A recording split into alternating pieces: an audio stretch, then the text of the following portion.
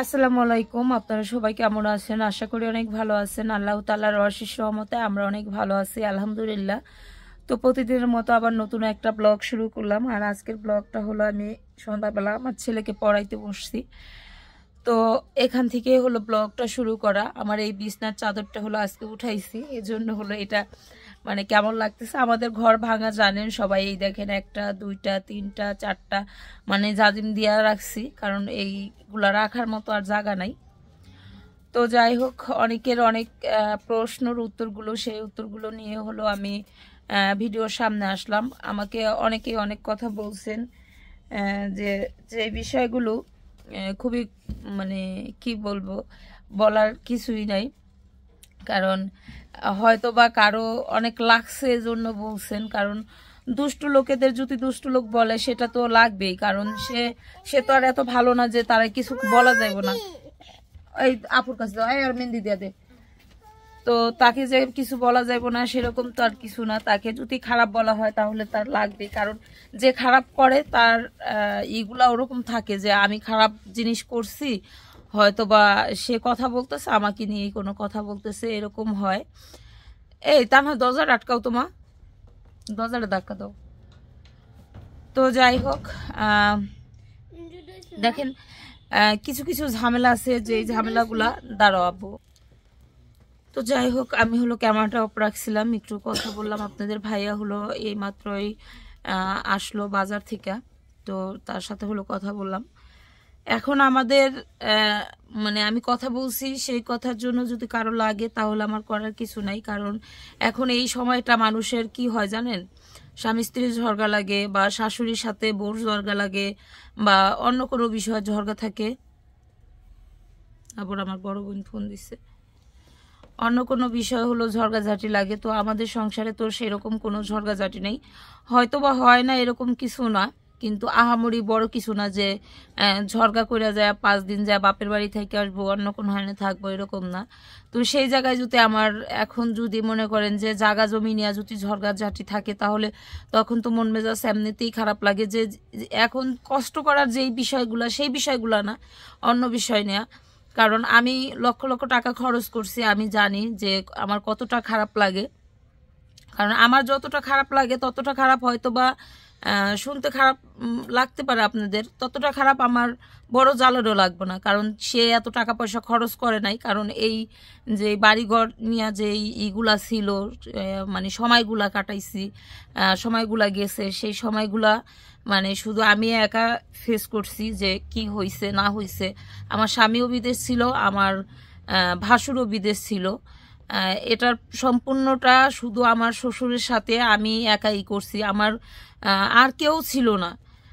ধরেন যে আমার একটা ননদ বা আমার একটা অন্য একটা দেবর, অন্য কেউ ছিল না, শুধু আমি আমার শ্বশুরের সাথে। আমার চাচা শ্বশুরও কিন্তু ছিল, তারাও কিন্তু ছিল না যে একটা দিন আমার কোনো একটা কাজে যে আমি না যাই, আজকে তারা যাইলে কাজটা হবে, বা তাদের পাইছি, তাদেরকেও পাই নাই। তো সেই জায়গায় আমি যদি 2-1 কথাও যদি বলি, কারো কাছে যদি খারাপ লাগে, সেজন্য আমাকে মানে বাজেভাবে কথা বলবেন যে আপনি এটা করছেন ওটা করছেন, আপনি কি করছেন আর কেউ করে না, এরকম করে বুঝাইবেন। তো জানি না কে বলছেন, যে বলছেন আমার মনে হয় যে একদম কাছের মানুষ বলছেন, কারণ অনেক খারাপ লাগছে যেহেতু, তো কাছের মানুষই বলছেন। আর বিশেষ করে আমার শ্বশুর শাশুড়ি আর আমিই ছিলাম বাড়িতে, আমাদের হেল্প করার মতো কেউ ছিল না, 5টা টাকা দেওয়ার মতো কেউ ছিল না, শুধু একমাত্র আমার মা ছাড়া, আমাকে হেল্প করার মতো কেউ ছিল না, যে 5টা টাকা আমাকে একটা মামলার জন্য, বা 5টা টাকা। এমনও সময় গেছে যে ধরেন আমার শ্বশুর আর আমি 1000 টাকা নিয়ে শরীয়তপুর গেছি, ওই 1000 টাকা নিয়ে শরীয়তপুর থন সারাদিন গাড়ি ভাড়া বুড়া দিয়া 1 কাপ চা খাই, আমার শ্বশুর 1 কাপ চা খাইছে সারাদিন। শেষে 2টার সময় যখন গাড়ি তুলবো, তখন মনে করেন যে ওই 10 টাকা করে 20 টাকা 2টা রুটি পাওয়া যায়, আর হলো আপনার 10 টাকা 1 প্লেট ভাজি পাওয়া যায়। এই 30 টাকা শ্বশুরে, আমি 30 টাকা, শ্বশুরে 30 টাকা, এই 60 টাকা খাই আবার গাড়ি তুলছি, এরকম সময় গেছে। আর এখন আলহামদুলিল্লাহ ইচ্ছা করলে মনে করেন যে 5-10 হাজার টাকা খাইয়া উঠতে পারি, বাজে না, আল্লাহ দিছে, তৌফিক দিছে। আর ওই সময়টা আমার এরকম একটা সময় গেছে যে জায়গা জমি রাখছি, বিল্ডিংয়ের কাজ করছি, তারপরে কিছু লোকের ইয়ে পড়ছি, হেনস্থিতে পড়ছি, সব মিলা মানে আমাদের এত আর্থিক অবস্থা এত খারাপ ছিল, এজন্য আমাদের দিনগুলা ওরকমই, ওই সময়টা ওরকমই করছি। তো এই যে আমার আবু তালহা, হ্যাঁ ও অনেক ছোট ছিল তখন, ওরে কুলে কইরা নিয়ে ঈশ্বরাতপুরে যাইতাম আসতাম। একমাত্র আমার শ্বশুর এখন যতটা চঞ্চল তখন ততটা চঞ্চল ছিল না আমার শ্বশুর। আমার শ্বশুর মনে করেন যে এই জায়গায় বসা করাইছে, আব্বা এখানে বসে রাখেন থাইকেন, এমুকে এই কথাটা বলবো একটু খেয়াল করে শুইনেন। আমার শ্বশুরে দেখছে আয়া ঘুমাই গেছে, একটা কাগজ আমি ফটোকপি করতে গেছি, শ্বশুর আয়া দেখি ঘুমাই গেছে। মানে এরকম একটা অবস্থা, কারণ বাড়িতে গ্যাঞ্জাম থাকতো, রাত ভইরা মনে করেন যে টেনশন করতো, ঘুমাইতে পারতো না। সকালবেলা কোর্টে যখন যাইতো তখন আমার শ্বশুরের মানে ঘুমাইসা পড়তো, করার কিছু ছিল না। কারণ যারা শান্ত মানুষ তাদের এরকম হয়, মানে বেশি যদি করে টেনশন করে তখন রাত্রের বেলা ঘুম হয় না। তো আমাদের কেউ ছিল না, আমার শ্বশুরের আর আমার কেউ ছিল না। আমার স্বামী, আমার ভাসুর তারাও বিদেশ ছিল, আমাদের পাশে থাকার মতো কেউ ছিল না। একজন লোক যতটুকু হেল্প করতো সেই লোকটা মারা গেছে।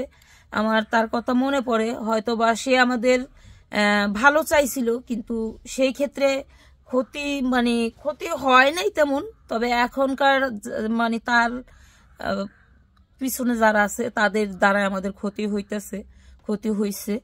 তো যাই হোক, আপনাদের খারাপ লাগলে আমার করার কিছু নাই, কারণ আমার ফ্যামিলি নিয়ে আমি কেমন একটা সময় কাটাইছি। আমি কিন্তু আমার বাবার বাড়ি থেকে কখনো কষ্টে বড় হই নাই, ছোটবেলা থেকে আমি কোনো কষ্ট দেখি নাই, কোনোদিন দেখি নাই যে আমার মার ঠিলায় চাল নাই, আজকে ভাত রান্না করতে পারবে না, আমার পাশের বাড়ির চাচির কাছ থেকে আইনা চাল দিয়ে রান্না করছে, এই দিনগুলো আমি কখনো দেখি নাই। আমার শ্বশুর বাড়িতে এসে অনেক কষ্ট করছি, শ্বশুরের সাথে ধরেন শ্বশুর চকে কাজে গেছে, শ্বশুরের কাঁধে কাঁধ মিলে কাজ করছি, শুধুমাত্র এই সম্পদের কারণে যেন একটু ভালো হইতে পারি, ভালো থাকতে পারি। আর যদি ওরকম মেয়েই হইতাম তাহলে ভাবতাম যে এই সংসারে এসে আমি কেন কষ্ট করব, আমি একটা ভালো সব ফ্যামিলির মেয়ে, আমি যদি এই ফ্যামিলিটা সাইডাও যদি যাই, ভালো একটা অন্য একটা ঘর আমার বিয়ে শাদী হইব, এই চিন্তা করতাম যদি, তাহলে আরো অনেক আগে চলে যেতাম, তাহলে আর 3টা সন্তান হইতো না, আর এই ফ্যামিলি নিয়ে এতদিনও থাকতাম না। হয়তো অনেকের খারাপ লাগতে পারে আমার বিষয়গুলা, আমি যতটা কষ্ট ফেস করছি কেউ এতটা কষ্ট করে নাই। আর মনে করেন যে আমার দিনগুলা যেমন গেছে, এখন কিছু কিছু বর্তমানে কিছু কিছু মানুষের কথা শুনলে মনে হয় যে তারা অনেক সুখে থাইকা তাদের বুদ্ধি কিলাইতেছে, এরকম মনে হয়। কিন্তু আমার দিনগুলা খুবই খারাপ গেছে। আলহামদুলিল্লাহ, যতটা খারাপ গেছে এখন সামনে যেন ভালো দিনগুলো হয়, ভালো দিন হইছে, ভালো দিনের একটা অবস্থা আমরা তৈরি করছি, আমি আমার স্বামী তৈরি করছি যে আমরা যেন ভালোভাবে থাকতে পারি। তো সবাই দোয়া করবেন যেন আমরা ভালোভাবে থাকতে পারি, কিছু বলার নাই। কারণ যে আমাকে এভাবে কথা বলছেন, আজকে আবার ক্যামেরার সামনে কথা বলতে বাধ্য হইলাম, কথাটা আমি বললাম না, কারণ আমি যদি এই কথাটা বলি হয়তো 12-5 কান হবে, 5 জনে শুনবে। তো এই জন্য আর আমি বললাম না, কারণ প্রত্যেকটা মানুষকে অপমান করার আগে, বলার আগে তার ব্যাকগ্রাউন্ড জানতে হয়, কাকে বলতেছি সেটা বুঝতে হয়, তারপরে বলতে হয়। আমার ইউটিউবে আমি আইসা শুধু ভিডিও করি, এটুই বলতে পারে অনেকেই যে আমি ভিডিও করি, এটা বলতে পারে, অনেকে হয়তো বা খারাপ চোখে দেখতে পারে। এছাড়া আমার মনে হয় না আমার আগে পাশে কোনো খারাপ কোনো জিনিস আছে বা খারাপভাবে চলি, খারাপভাবে কোনো কিছু করি। তো যাই হোক, আমার ছেলেকে পড়াইতে বসছি, আমার ছেলে কাছে আছে, আমার এই ছোট্ট ছেলেটারে নিয়ে যুদ্ধ শুরু করছি। এখন আলহামদুলিল্লাহ আমার ছেলে বড় হয়ে যাইতেছে, আমার ছেলের লাইফটা যেন ভালোভাবে কাটে, সেজন্য সবাই দোয়া করবেন। আলহামদুলিল্লাহ, সবাই ভালো থাকেন। এই দেখেন আমার ছোট্ট বুড়িটা চলে আসে, কি আল্লাহ লাল, এই তা না দেখো মুখের খাইছে, আল্লাহ আল্লাহ, দেখো আন্টি দেখো এই মুখ লাল বানিয়ে দিয়েছে মেহেন্দি দিয়ে। এই জামাটা কার? এই জামা কার? আমার তোমার। তো ঠিক আছে, ভালো থাকুন, ভিডিওটা দেখতে থাকুন, যদি ভালো লাগে অবশ্যই একটা লাইক দিয়ে। তো এই তো সকালবেলা ছোট্ট গুড়া মাছ এটা রাখা হয়েছে, এটা হলো 100 টাকার মাছ। এখানে এই মাছ দিয়ে হলো মা এই যে আলু পেঁয়াজ কাইটা নিচ্ছে। আর দেখেন এখানে ভাত বসাই দিচ্ছে, সেই ভাত ফুটফুট করে হলো ভাতগুলো ফাঁপা উঠতেছে। হ্যাঁ, আর আজকে হলো আমাদের রান্না করার জন্য এখানে হলো বৈত্যা শাক নিয়ে আসছে, মা টোকায় আনছে। তো এই বৈত্যা শাক হলো রান্না করা হবে। এখানে বৈত্যা শাকের ভিতরে হলো রসুন পাতা, এই রসুন পাতা কি বর্তা নেবেন মা শাকের ভিতরে? তো এই বৈত্যা শাক মানে আমাদের এই শাকের ভিতরে এই রসুন পাতাগুলো দেওয়া হইব। এই রসুন পাতা টাইলা বর্তমানে হলো অনেক মজা লাগে। আর এখানে দেখেন পাশের বাড়ির কাকির বাড়ি থেকে ছোট ছোট লাউ পাতা, একদম কচি লাউ পাতা নিয়ে আসছি। তো এটা হলো বৈত্যা শাকের ভিতরে দেওয়া হইব। তো এই আর কি আজকে আমাদের রান্না। আর একটু আগে আমি দেখাই মরিচ কিনা নিয়ে আসলাম। এই চকে এক কাকি হইলো মরিচ ছিটতেছে তাদের খেতে। এবার অনেক মরিচ খাইলাম কাকির গাছ থেকে না কিনে। তো আমাদের অনেক কাঁচামরিচ লাগে, আমরা কাঁচামরিচই বেশি খাওয়া হয়। এখন কাকির ক্ষেতের মরিচ হলো পাইকে গেছে, তারপর কাকি হলো এই মরিচগুলো রাইখা দিতেছিল। আমি বললাম না দিয়ে দেন আমাকে, মানে আমরা এই মরিচগুলো শুকাই নিব। নিয়ে এলাম। এই মরিচটা এখন 40 টাকা কেজি, আর এটা যদি শুকায় তাহলে 200-250 টাকা কেজি, মানে শুকনো মরিচের। এটা 2-3 রোজা নিলেই 150 টাকা কেজি বেচতে পারবো না। তো যাই হোক কিনা নিয়ে আসলাম, এখন ছাদে দেওয়া যাবে না। হ্যাঁ চকে হালাই থিয়ে শুধু পাতলা করে আবার হাতে খেলা বুড়ান 2-3 দিন রোদ দিলে ডাল ভাঙে। ওই আমার মনেই থাকে না, ডাল ভাঙে রোজার মাছ খাওয়া যায়। তো আর কি আমাদের ঘরে কিছু কলই আছে, সেই কলইয়ের কথা বলতেছে মা যে কলই দিয়ে ওইলো ই করলা না যাতা দিয়া মানে আসো আসো মাছ না, এটা ঠিক আছে। তো এই মাছ আছে আচ্ছা দেন ইসা মাছ স্যার আপনি মাছ পাইবেন কি? 2-1টা তো থাকবে কেজি হিসাবে দেন। কেজি কত? কেজি 450। হ্যাঁ আপনি 100 টাকার বাগা দিয়ে যান দিবি। আচ্ছা নেন, আপনি জানবেন না খুশি। ইসা মাছ আছে মা, কম বেশি তো থাকবো, এবারে দেন অল্প আছে এটা। আচ্ছা আমাকে 100 টাকা দিয়ে দেন। 100 টাকা পানি দেন, মাছ মাইপটা দেবো না। এই যে 100 টাকা আর কটা দেন। মানুষ করে নাকি? হ্যাঁ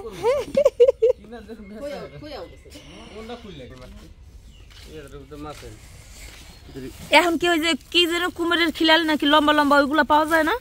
এগুলো আছে বাইসা হালাইছি না, বাইসা হালাই দিচ্ছেন না? দাও টাকা দাও।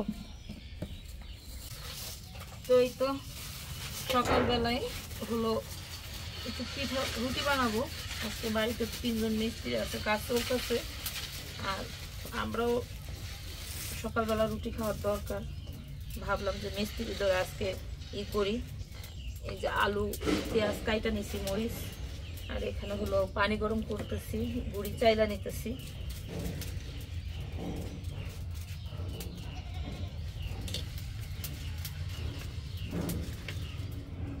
এত তাড়াতাড়ি গুড়ি করা শেষ? হ্যাঁ এত তাড়াতাড়ি গুড়ি করা শেষ হয়ে যায়?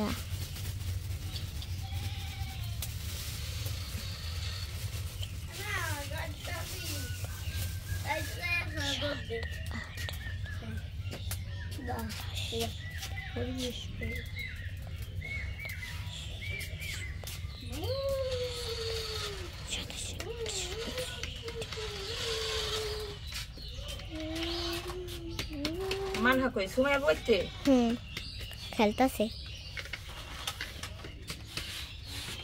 গুড়িগুলো ফ্রেশ, কোনো কিছুই নাই, তারপরেও সন্দেহজনক, এই জন্য হলো চাইলা নিলাম। বস আরো তো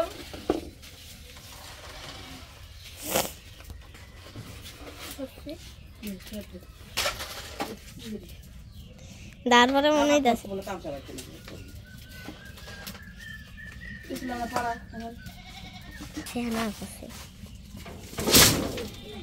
নাও এটি দিলে হবো না মা? না করবো না, নুন দা গাল দিয়ে না।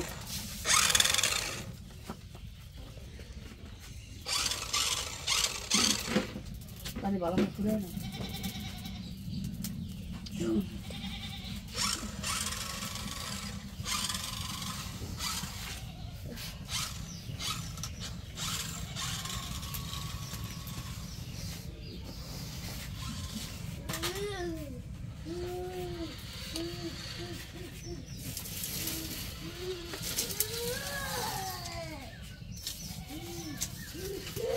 ওই পলিথিন দেখছি না না ও ছোট ছোট পড়েছে ওইটা না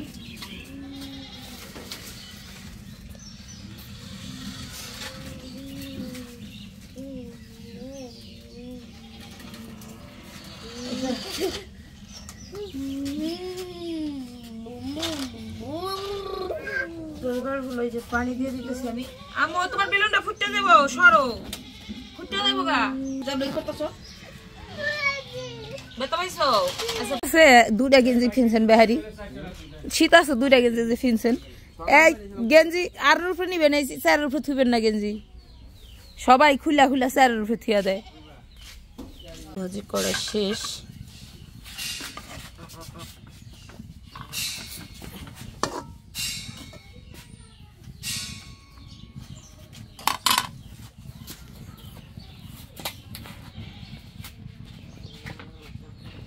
মাসালা আইলেই ব্যাগ আনতে যায় আগে কেমনে নিয়ে আইতেছে মাছ নিয়ে আসছো মাছ দাও লবণ দেই দাও দাও বাটিতে রাখি লবণ দেই দাও কেম করে দাও হ সবই দিছি দাও লবণ দেই দাও কলই হ্যাঁ হ্যাঁ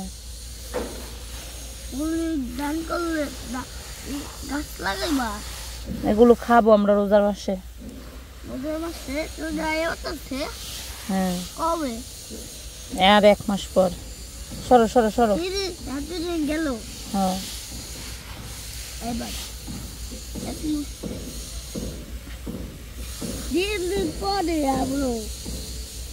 এই তো এই কলইগুলো হলো আমাদের এখন রোজার মাসে এটা জাতা দিয়ে হলো ভাইঙ্গা তারপরে হলো ই করা হবে এই জন্য এটারে রোদ দিতে হবে কিছুদিন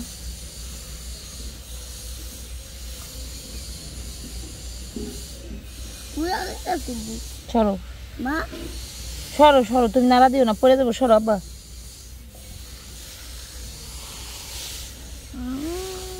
সরো না আমি সুন্দর করে মেলতাছি তুমি সরো সরো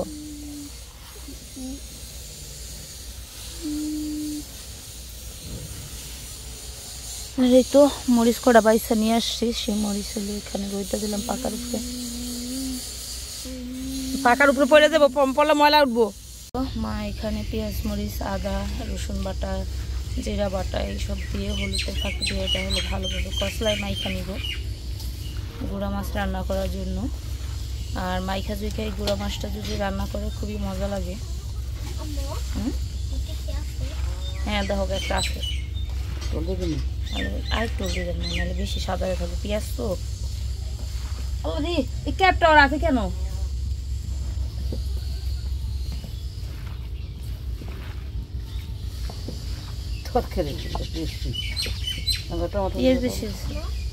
টমেটো একেবারে চিকন চিকন করে দিবেন যাতে বললে যায় এই এই মানহা দাঁড়াও দাঁড়াও মানহা দাঁড়াও এই তো ছোট মাছটা দিয়ে দেওয়া হইলো সেটা উপর দিয়ে মেইলা দিয়া তারপরে হলো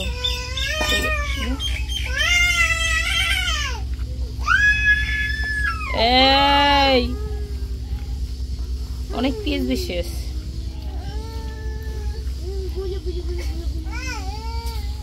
তা না হইলে স্কুল খুলাইছে দেখেন এই বোতামটা আমার মেয়ে খুলতে পারে না রে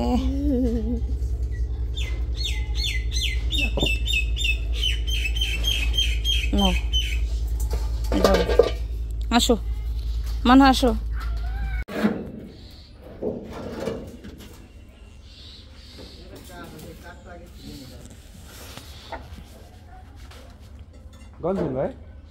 কাঠ ওই যে আর একটা আছে কিন্তু জুলাই না